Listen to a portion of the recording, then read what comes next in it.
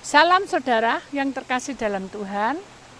Saya ingat bagaimana perjalanan Tuhan Yesus saat Tuhan menaiki keledai. Kita akan perhatikan dulu saudara di dalam Lukas 19 pasal 19 ayat yang ke-29. Ketika ia telah dekat Betfage dan Betania yang terletak di gunung yang bernama Bukit Zaitun, Yesus menyuruh dua orang muridnya dengan pesan, pergilah ke kampung yang di depanmu itu. Pada waktu kamu masuk ke situ, di situ kamu akan mendapat seekor keledai muda tertambat yang belum pernah ditunggangi orang. Lepaskanlah keledai itu dan bawalah kemari. Dan jika ada orang bertanya kepadamu, mengapa kamu melepaskannya? Jawablah begini, Tuhan memerlukannya. Lalu pergilah mereka yang disuruh itu dan mereka mendapat segala sesuatu seperti yang telah dikatakannya. Lalu pergilah mereka disuruhnya itu. Ketika mereka melepaskan keledai itu, berkatalah orang empunya keledai itu, mengapa kamu melepaskan keledai itu?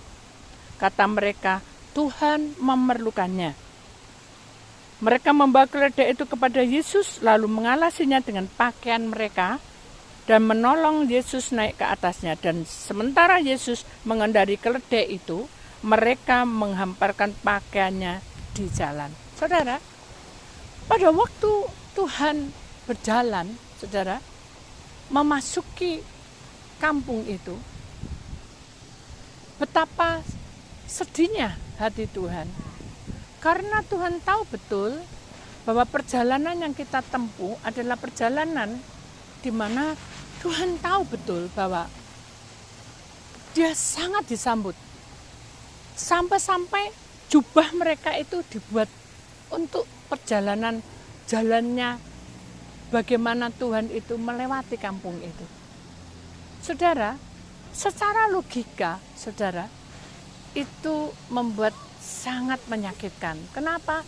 Karena kamu dulu mengeluh-ngeluhkan aku, sekarang kamu menyalibkan aku. Saudara, ingatlah bahwa jalan yang kita tempuh ini adalah perjalanan yang masih panjang. Kita tidak tahu bagaimana perjalanan kita untuk ke depan. Tapi satu hal yang kita harus ingat bahwa Tuhan itu mengajarkan kita suatu pelajaran. Walaupun kita itu banyak persoalan di dunia ini, kita memang tetap maju, tetap kita ke depan saja.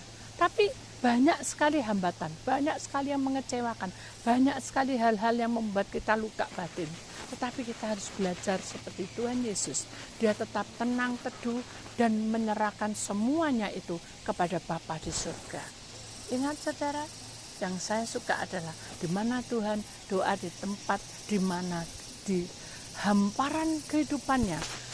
Dia tahu betul bahwa sebentar lagi pukul 3 dia akan ditangkap dan dia akan dihakiminya. Dan disitulah saudara kita bisa tahu bahwa kalau Tuhan sudah tahu apa yang terjadi, tapi Tuhan tidak pernah mengeluh.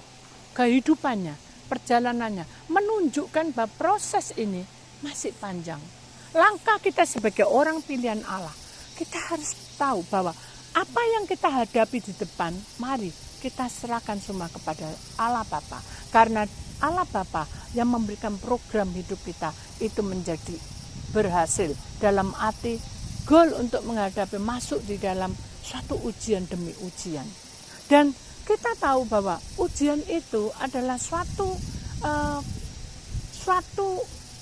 tanjakan, saudara, supaya nilai iman kita itu diuji dengan perkara-perkara itu. Dan kalau kita bisa kuat untuk menghadapinya, kita akan menjadi teduh.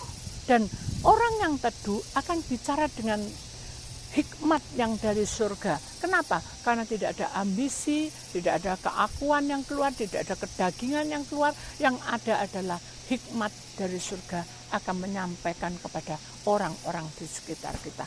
Itulah yang Tuhan mau. PR kita itu seperti itu, saudara. Belajar teduh, belajar untuk memahami, walaupun mungkin tidak seiring dengan apa yang kita mau. seperti Tuhan. Waktu itu dielu-elukan, tetapi setelah itu dia dihina, dicaci, dicambuk, bahkan tidak diakuinya sebagai anak Allah. Mari kita juga tahu bahwa hidup kita yang tidak sempurna ini masih banyak tantangan ke depan. Tetapi kita harus punya power dari Tuhan. Karena hikmat yang dari surga itu akan menyertai perjalanan kita. Saudara, itulah renungan kita pada hari ini. Tuhan memberkati saudara.